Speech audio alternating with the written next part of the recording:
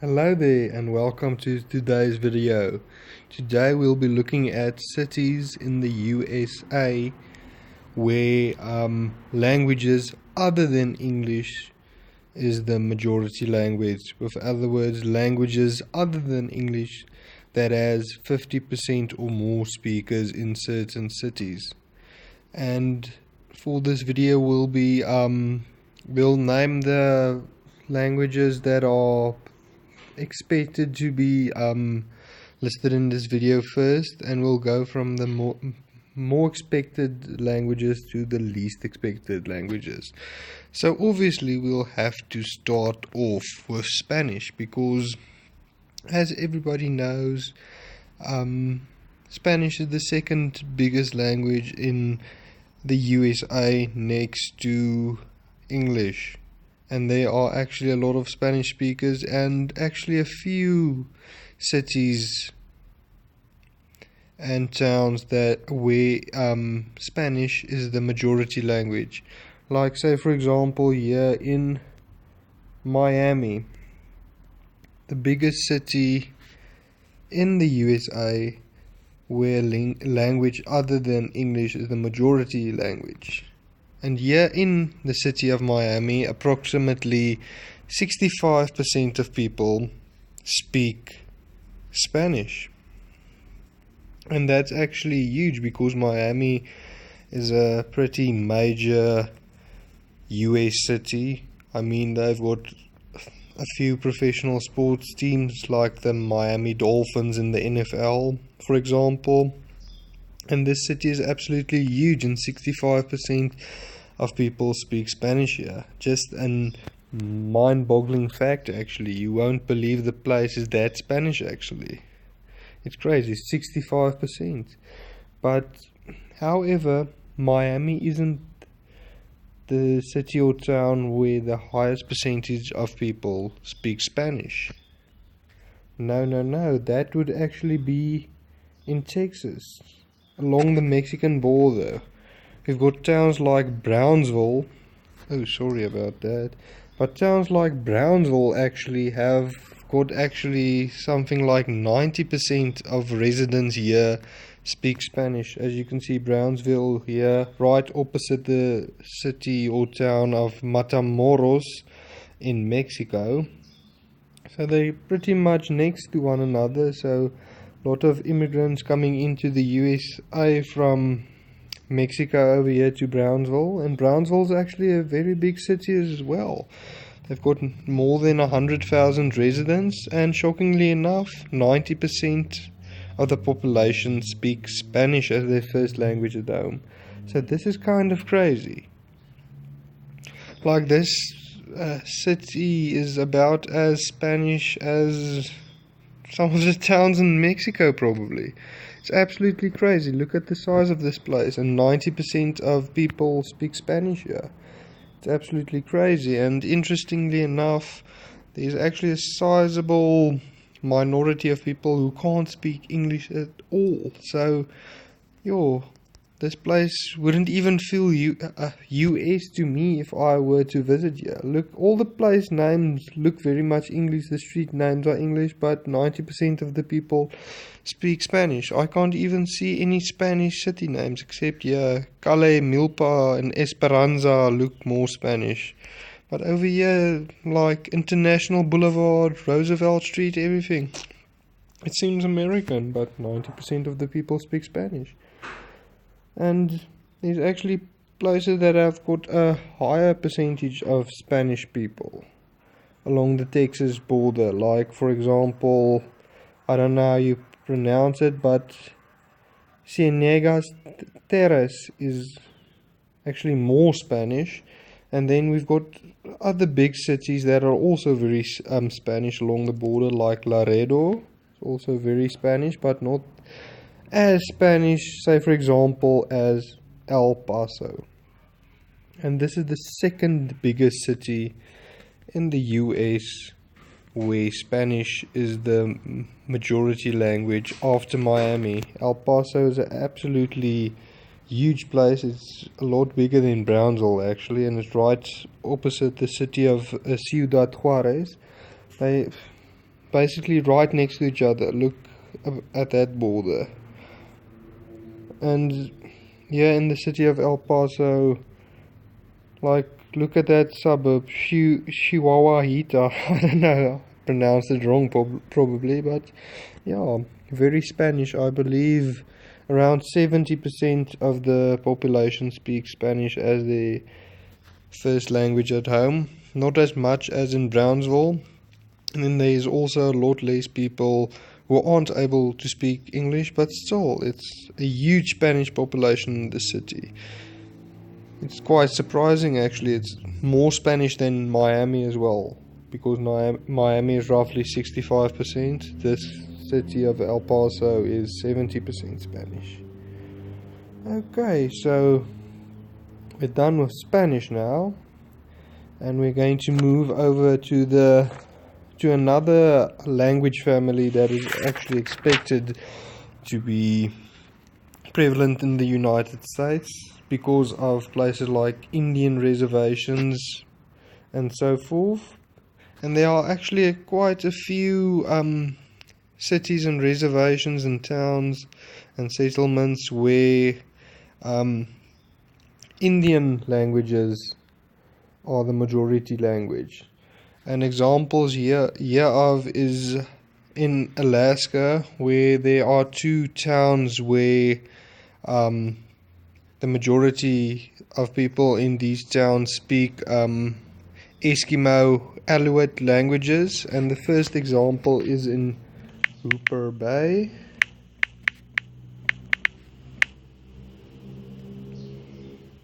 Right over here. And the majority language in this small town over here, I don't even know where the town is, it's so small, look, it's quite small, but the majority of people here speak Yupik. And then the second example is in Wainwright. This city is actually very far north. I'm not sure if it is in the Arctic Circle, but I won't be surprised if it is, because this city is absolutely as north as you can go almost in the US. Like, look at this place. It's also very, very small. It does have a small airport there, but look here, this is about the whole town. And look at how far north it is. This is crazy. It's very, it actually looks like it's in the ocean. It's that north if you look at the plan. But it's pretty much inland actually. They don't live at sea. But the majority of people here, and excuse my pronunciation, but they speak the Inupiaq or Inupiaq language here. It's also Inuit, a language of the Eskimo Aleut language family. Interestingly enough. And then we've got some examples here in Arizona. We can just go here. Like here in the Navajo Nation, there are actually quite a few towns and settlements where Navajo is the majority language as well. The Navajo language extends into Utah and Colorado and New Mexico. So as far as I know, there are settlements in Utah where Navajo is the majority language, in Arizona, and also in New Mexico. I'm not sure about Colorado, but definitely in the 3 other states. And there's also an example of a town, I think the town's name is, where's my search bar? What happened to my search bar? That's crazy. Okay, so we can't search now because my search bar is missing. How on earth did that happen? Okay, but anyway. So there's also close by here in Arizona, there's a town called Chinle, where the majority language is Apache Indian. And then if we head over to the state of Maine, there's actually a part in a reservation. I don't know if I would be able to find it. Let me just see. It's close to the border with Canada. I don't think I'll be able to find it without the search engine, but yeah, it's around here somewhere. The place's name is Passamaquoddy Pleasant Point. I don't think I pronounced it correctly, but the majority language in this settlement or town, it's actually part of an Indian reservation that I can't find now because, yeah, but the majority language here is Passamaquoddy, also a Native American language. Oh yeah, I don't think I'll be able to find that, but yeah, you can go search it up if you want to. And then in Mississippi, don't think I'll be able to locate this place as well, but in the state of Mississippi, there is a place called Pearl River where around 55% of people speak the Choctaw language. And then up here in Montana, I don't know where it is, but there's a place called the Crow Agency where 60% of people speak Crow, also a Native American language. And then also in Utah, there's the search engine again. Okay, let's see if we can find Pearl River now. Welcome back, search engine. We missed you a lot.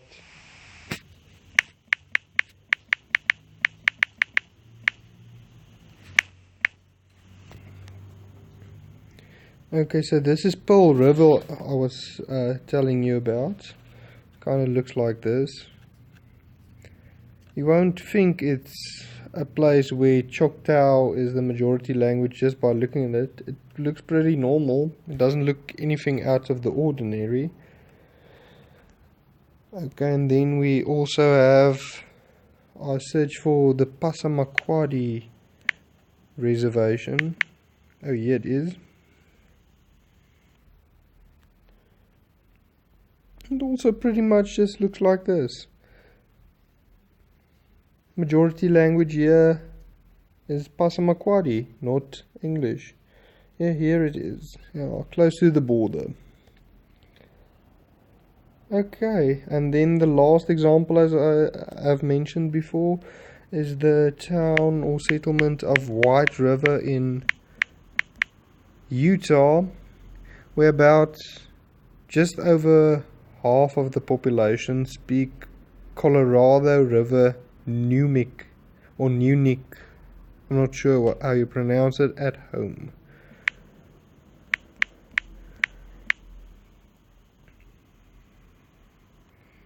It is, and yes, it actually looks quite beautiful there at the picture, but yeah, around 51 to 52% of people in this very small town don't speak English, they speak Colorado River Numic at home.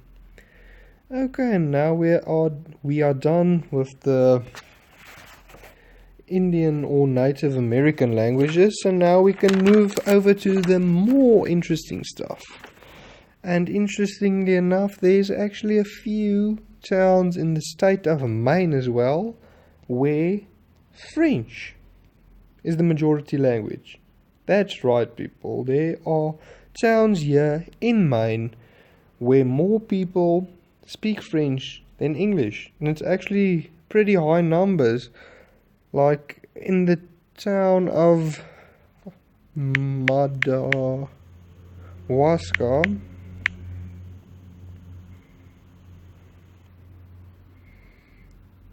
just about here, it's nearly in Canada. It's so close to the border, but it's actually a sizable town. It's not that small. I believe over 5,000 people stay here, and 85% of the population is French. It's absolutely crazy. You won't believe this is America. English is not the only language spoken in America, also not Spanish, also not Native American languages. There's a town in Maine where 85% of the people speak French, believe it or not. It's actually also a place called Fort Kent here in Maine, and you won't think that 65% of people here speak French at home, just by looking at the name, because the name looks pretty English. It looks like a town that could be located in Britain. But yeah, 65% of people here speak French. There's a McDonald's, but the people speak French. They follow the American lifestyle, but they speak French. Yeah, you can see, the McDonald's there really wants us to come visit them. You can see them from a distance. You don't see any police officers, anything pinned here in this city. But welcome to America, where the first thing you see is a McDonald's. McDonald's really wants us to visit. Look at it. It's like the first thing you see. You see it at around the same time that Route 161 opens. So yeah, I think McDonald's is as important in the US as roads. I'm just kidding. Don't kill me for that comment, America, please. Okay, and now we're going to get to the really fun stuff. There's actually a place or a settlement here in New York where the majority of people don't speak Spanish, they don't speak a native American language, and they don't speak French at home. So what's left? Italian maybe? No. We've got the Yiddish language. And if you're not familiar with the Yiddish language, it's a Germanic language mostly spoken by Jews. That is mostly, it's a lot German, but like with Hebrew influence. And like there's a town or a city, I'm not sure, but it's called Kiryas Yul, where 90% of the population speak Yiddish at home. This place over here. It's actually a very big place, and people don't speak English here. They speak Yiddish. 90% of people actually. So that's really crazy. It's a very big place, but 90% of people here speak Yiddish, and it's actually located very, very close to New York City. But 90% of people are Yiddish. Who would have thought? And there's also two other examples in New York State where Yiddish is the majority language. And this is in New Square and in Kaiser, where 90 and 80% of people speak the Yiddish language. Pretty cool. Okay, so now for the very last example of a town or city or settlement in the US where a majority of people speak a language other than English. And it's not Spanish, it's not a Native American language, it's not French, it's not Yiddish. This is very unexpected. You won't believe this. But get ready for it. I'm going to show you the town first, and you can tell me what you think the people speak here.